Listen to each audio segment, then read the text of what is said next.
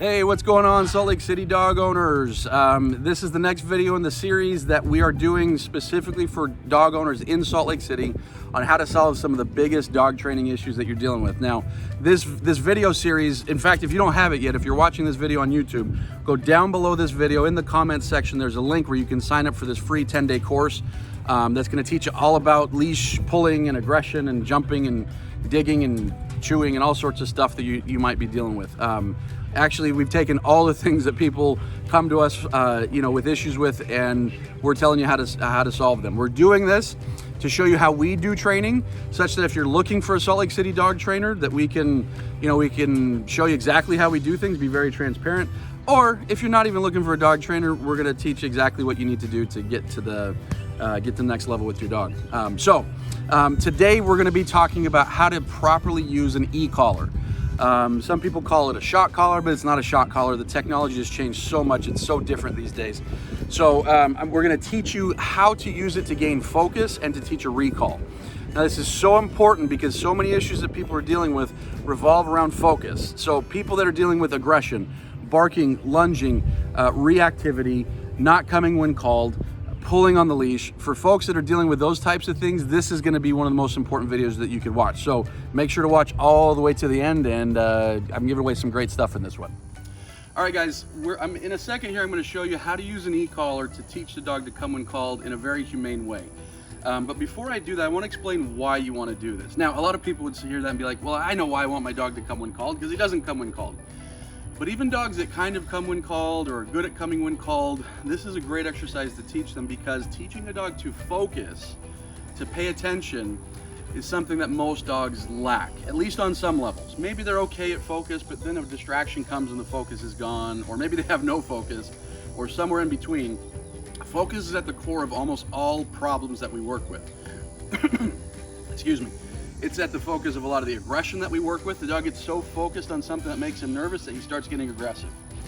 It's at the core of a lot of the off-leash manners that we work with, like the dog gets so focused on the squirrel or the dog and he chases them and he doesn't focus on the owner saying, come, come, come. And so focus is at the core of so many of the issues.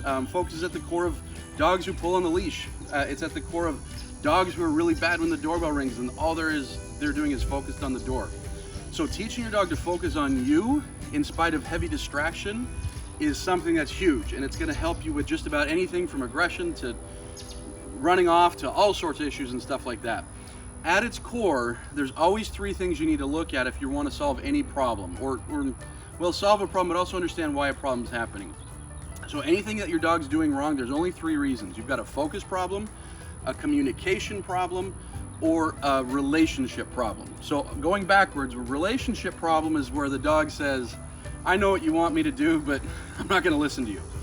That's actually pretty rare. A lot of people say, oh, my dog is dominant, or oh, my dog, he doesn't, he's very stubborn. That's actually quite rare. Most dogs, even like the big tough, or the little, barky dogs, there's very few of them that are really like overly dominant or really like stubborn. Most of the time, it's a dog that just doesn't understand what you want, or somebody who hasn't really reinforced the things that they want the dog to do. So, but sometimes that is the case. Sometimes we've got a dog who says, nope, I'm not doing something because I don't care about what you have to say. That's a relationship issue. Now, the second one I mentioned is a communication issue. A communication issue is, the owner's telling the dog to come, and the dog doesn't come, and then I ask the owner, like, what did you do to teach the dog to come? And they're like, well, I said come. And every now and then I gave him a treat. You really haven't communicated the concept. So oftentimes when our dogs are being disobedient, it's not disobedience, it's just that it wasn't communicated. Now, the first one, like I say, is focus. So lots of dogs have no focus. They focus everywhere else. They focus on this, that, and the other instead of the owner. And this often happens from a young age, because a lot of people think that socialization is just exposing their dogs to things. So they say, I've got a dog, let me let him play with dogs, let me let him play with kids, let me let him go here, there, and everywhere. And so they just expose them to stuff, and the dog starts realizing everything in the world is far more interesting than you, Mr. Owner or Mrs. Owner. And so oftentimes people accidentally teach their dogs not to focus by trying to introduce them to everything. So if that's where you are, that's what we're going to work on fixing today. Is I'm going to teach you how to, in a very humane way, to use an e-collar to teach your dog to focus and to come when called. So give me a second. I'm going to show you exactly how we do that. Hey, Salt Lake City dog owners. Just real quick, wanted to do a quick breakaway. I find that the folks that we talk to in Salt Lake are very open-minded about how to get their dog trained. And I say this because there's a lot of controversy surrounding e-collars and electric collars and how nasty they are and how mean they are.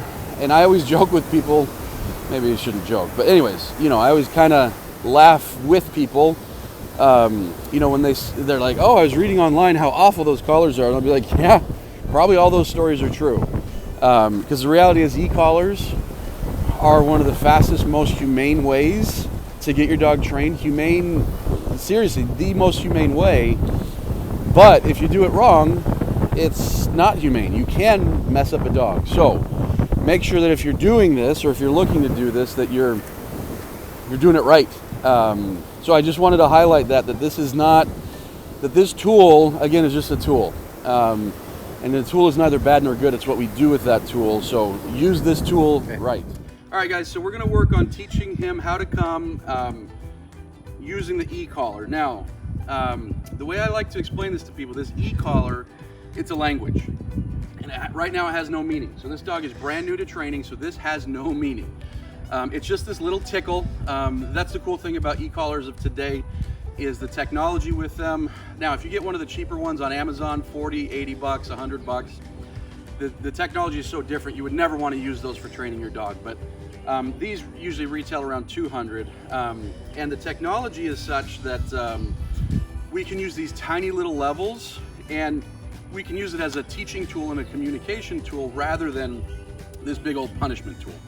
And so what I'm going to do, well, so getting back to that, this being a language, if I start hitting buttons, he's not going to know he's supposed to come when called. And this is one of the big mistakes that people make with their dog, is they let their dog off the leash. They say, come, Fido. And Fido's like, nah.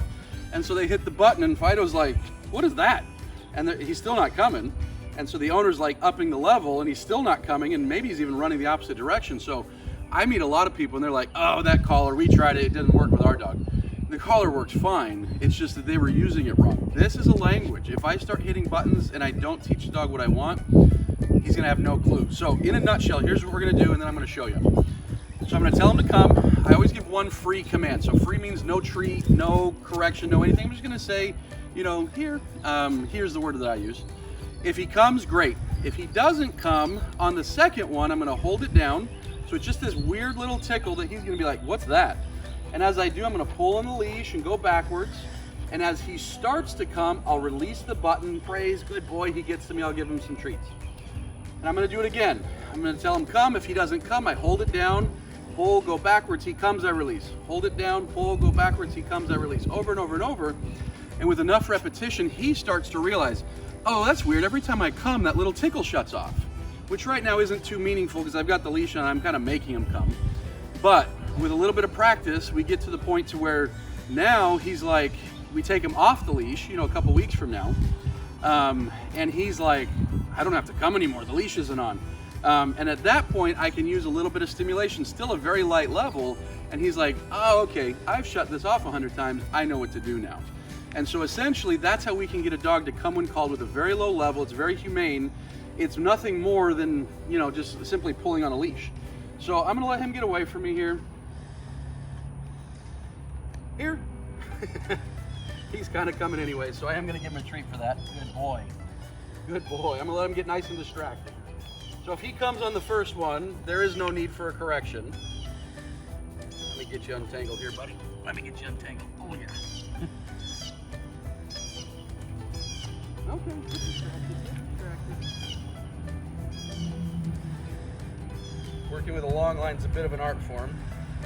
Here. Here. Oh, good boy. So he wasn't quite coming, so on that second one, I held it down for a quick second until he started to come. Okay, go get this. Well, I know what I'm gonna do.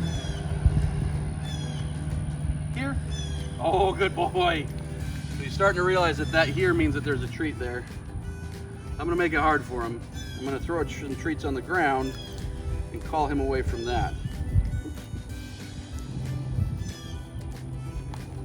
Here. Oh, good boy. Good boy, aren't you a smart one? Okay, what's that? What's that? Go sniff something. It's on the ground. It's on the ground. It's right there. I'm gonna see if I can get him a little bit more distracted.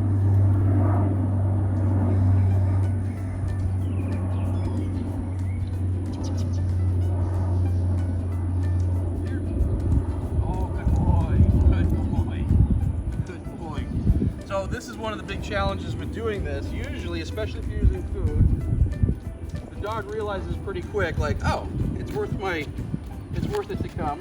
Hey, buddy. What's that?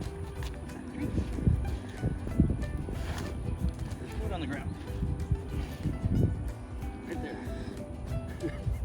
You're not good at this, are you? It's on the ground. I keep thinking. You're standing right on top of it. Here, here. Oh, good boy. So for your benefit there, I held it down. Sorry, I held my hand up while I was holding down the button. And the second he started to come is when I released the button. Let me see if he'll get distracted over here in the trees.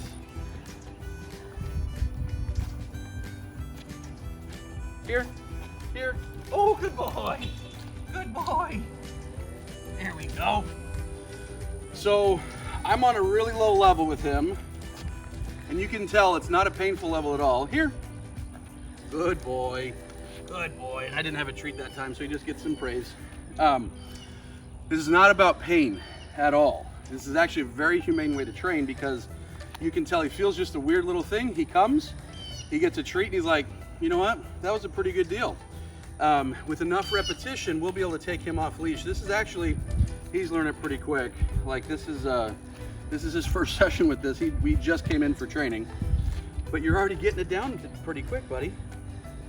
Let me see if I can get one more.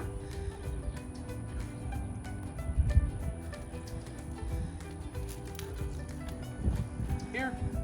Oh, buddy. So I didn't even have to use the stimulation there.